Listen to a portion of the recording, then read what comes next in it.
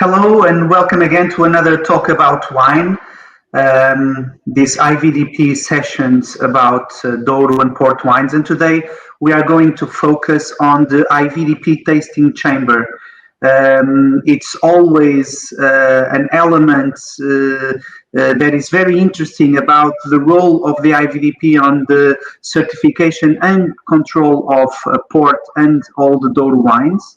And for that, we're going to explore a little bit what is the purpose and the role of the tasting chamber of the IVDP nowadays. For that, we have the head of the tasting chamber, Manuel Lima. Hello, Manuel. Hello, Paulo. Thank you for joining us today in this small talk about the IVDP tasting chamber. First of all, I think it would be interesting for our viewers to understand the position of the tasting chamber under the role of the IVDP on the certification and quality control. So, where do we put the tasting chamber inside the IVDP house? Thank you, Paulo, for this opportunity to talk about the tasting chamber. Tasting chamber of IVDP was created in 1934, 1 year after the creation of IVP at the time, the Port Wine Institute. And since 2003, we are Port and Douro Wine Institute. So the tasting chamber today belongs to the IVDP. It is on the technical department direction of the IVDP, because IVDP has four main goals. That is the certification, the control, the defense, and also the promotion of the denomination of origin Port and Douro. The tasting chamber belongs to the technical department, aside with also the laboratory. But the tasting chamber is one of the components of the direction of technical department of the IVDP. And it is a laboratory of sensorial analysis because we are accredited by an international norm. The same norm that the laboratory of physical-chemical analysis is also accredited. So we are a laboratory of sensorial analysis, and we were pioneer in this process of accreditation of this laboratory of sensorial analysis since 1999. So that's we do. Globally speaking, what we do in the It's very interesting because actually we are designed as a laboratory, although a sensorial analysis laboratory, and we were we were pioneers in the world, even in certifying processes and accreditation of the laboratory in the world, I would say. Yes, this is very important because with this process of accreditation of the tasting chamber, we need to assure several things in order to have a very robust and a quality control associated to the results that we produce on the laboratory. And speaking about the tasting chamber, all the results that are produced need to be validated according to several parameters of validation. Repetitions, repetibility, also the exactitude of the results. So we need to control the tasters, we need to control the group, the panel. So all this work, it's a tremendous work because we need to have a lot of data that is produced every day, and we need to work statistically this data in order to obtain validated results that corresponds to the final result of the wine in terms of sensorial evaluation. So it's very important to say that we have 13 tasters that are qualified for the function of sensorial analysis, and we do analysis in all the type of wines that are produced on the region. Not only port wine, but also Douro still wines. And in the Douro still wines, of course, port wine is a very complex wine with a lot of categories.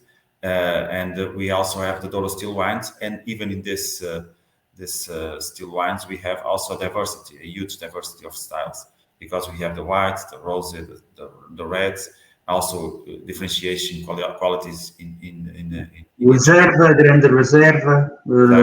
So we have different qualities according to the different styles we are evaluating. Also, late harvest wines, sparkling wines. So we have a huge amount of wines of styles that we need to evaluate, and to assure the minimum quality of each wine that proposed to be certified as Douro still wines or port wine.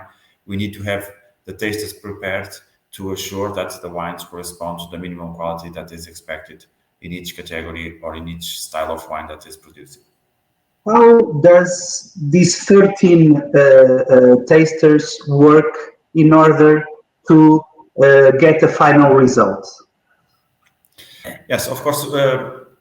We have to prepare a taster is a huge job, because it's a very demanding job, because we need to have several months in preparing a taster, tasting every day and obtaining the data and explaining how the taster can evaluate each style of wine, to memorize patterns, to memorize. Yeah, it is a training period that you were saying that usually lasts at least 6 months, in Yes, which the minimum is 4 months, but usually it's 6 to 8 months that we need to prepare a taster, because it's like I said before, a huge diversity of styles. It's not easy, so the tasters need to taste a lot and to be very monitorized in order to finally we have very confidence on the performance of the taster and being part officially of the jury. And after this period of preparation, of education, and also formation, and you will evaluate also the consistency if during these 4 months, with the information that the taster is getting regarding the styles and all of the categories, if he's consistent in tasting also. So if he's prepared on the sensorial analysis approach. yes, right? we need to evaluate several things. Not only if the taster is consistent with himself, he is for the same one, because we have a lot of repetitions in the He's same coherent. Yeah.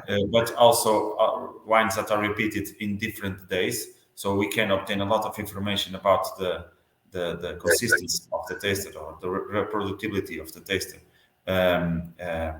during the time. So we have a lot of information in the period of 6-8 months. We have a lot of information related to this evaluation, but not only this, but also if the taster can have judgments that are according to the group.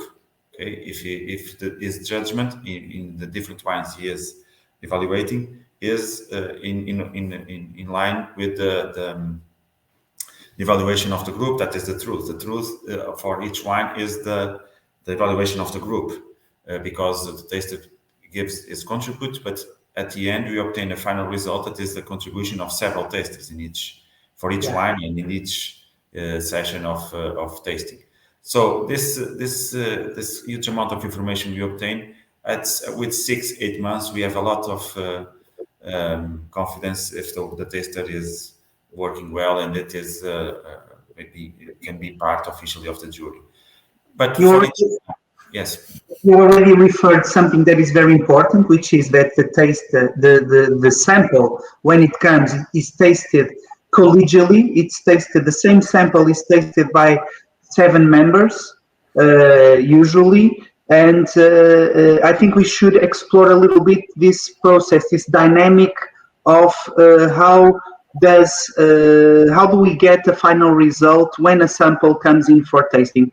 First of all, usually we taste for port 20 samples per day or per session, let's call it like this. And for Douro wines, all the others, white, red, rosé, sparkling, late harvest, we taste around at least or at the most of 24. But how is the dynamics of a sample when it is in front of us to taste? What do we want, and how do we get a final result? Yes, this is very important, because first of all, it's important to say that because we are an official state organism, so we are responsible for the certification. All the process for the tasters and all the people that work with the wines is blind process. That means that we don't know anything about the origin of the wine. If it is the company X or Y, for us is not important. In terms of the evaluation of the samples and the wines on And blind with only a number. I think that's very important. Yes, that's only a number we have on the glass, and then we need to evaluate the wine according to the category that we are evaluating. So at the end, when we are in the tasting, we have this, like you said, we have an indicative number of maximum of 20 port wines in one day, to assure that there is not too much.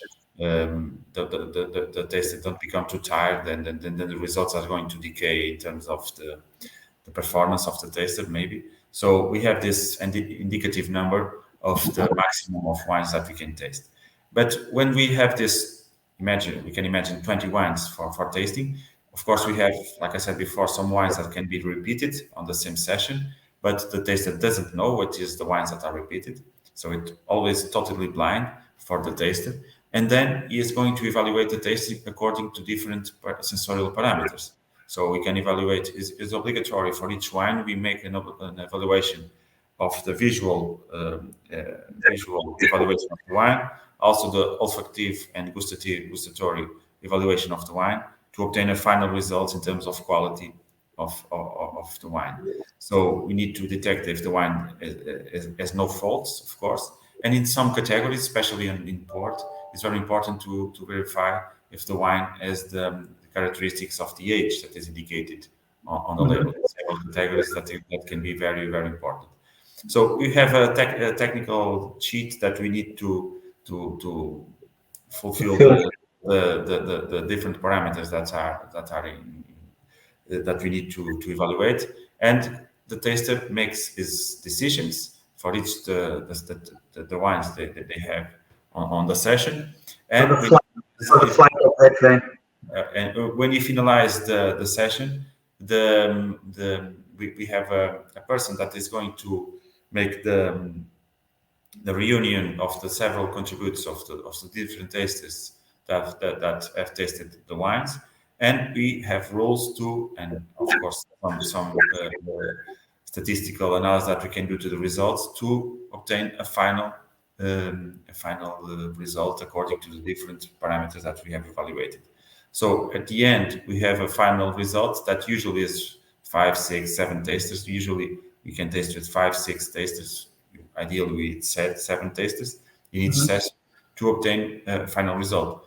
Very important also is when there is some doubt that there is, we can imagine that we taste with 7 tasters and 4 are approving the wine or are giving good results to the wines for the certification, and some part of the jury, 3, we can imagine, didn't pass the wine, or they identified something that is not going to be able to be approving the wine.